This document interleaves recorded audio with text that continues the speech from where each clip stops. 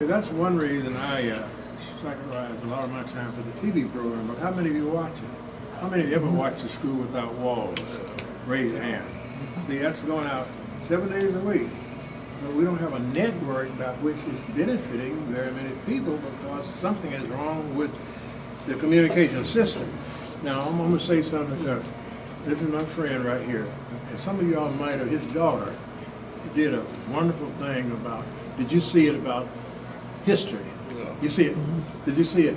It was on channel 24.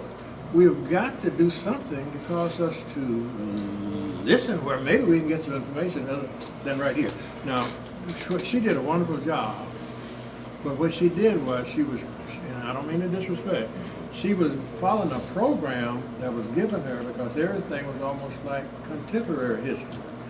And I advocate that before you start teaching about what's happened in the last 100 years, you go back to the beginning, just like Europeans do, Japanese and everybody else, but descendants of slaves.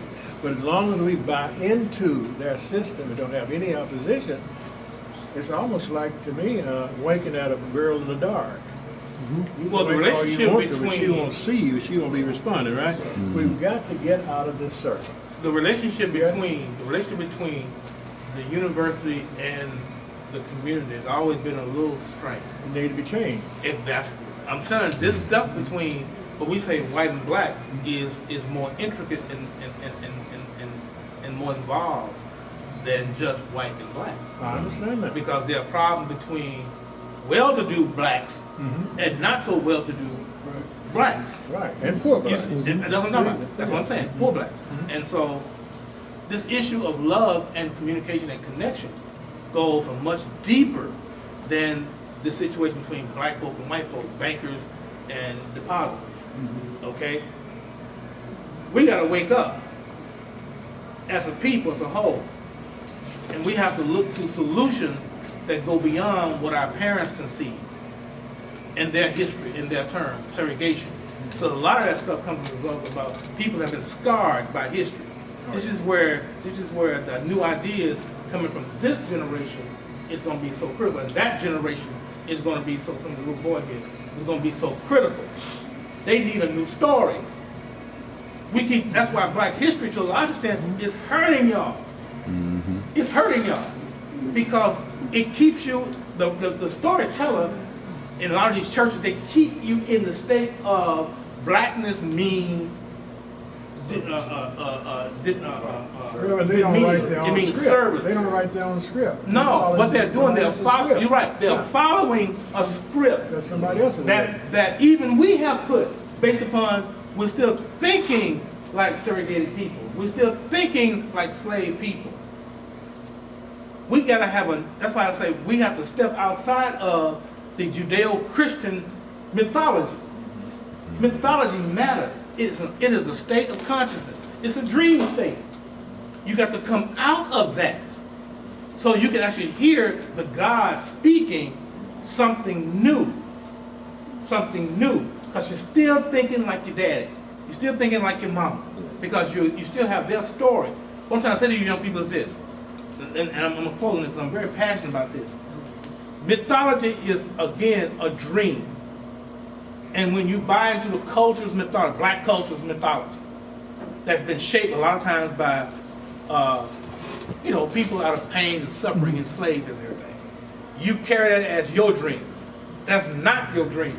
That was their dream. You got to live your dream in the context of the flow and the movement of history and time.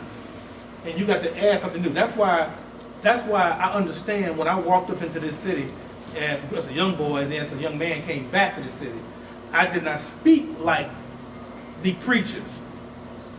Because that wasn't my dream. That wasn't in my soul. That wasn't part of my being.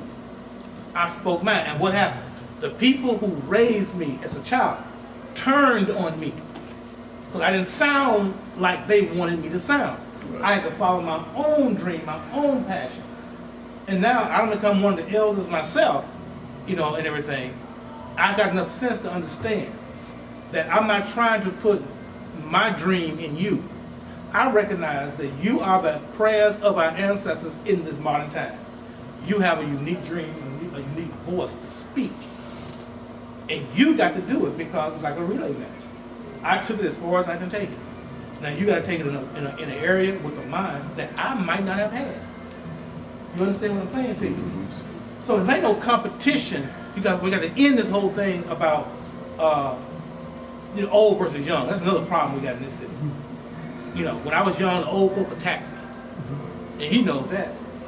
And now that I got a little older, I ain't old and ready to go off the scene yet, I understand that I have to understand that you're having thoughts that say I've never considered.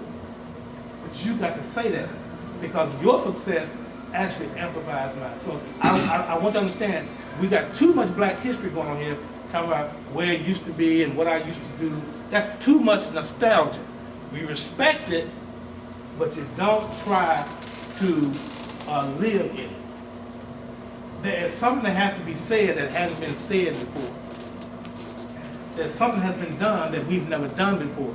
We got to do something, we got to think something that we have never thought before to get out of this mess. What did I say? The problems that we have today cannot be solved at the same level of thinking we had when we created them. Therefore, the people who created them might not be people who can solve them. Therefore, that means that you all got to say something. And I hope today and the next 3 weeks we have here that y'all will say something that can spur new ideas and thought in your mind. All right? All right. All right. Okay. I appreciate your support.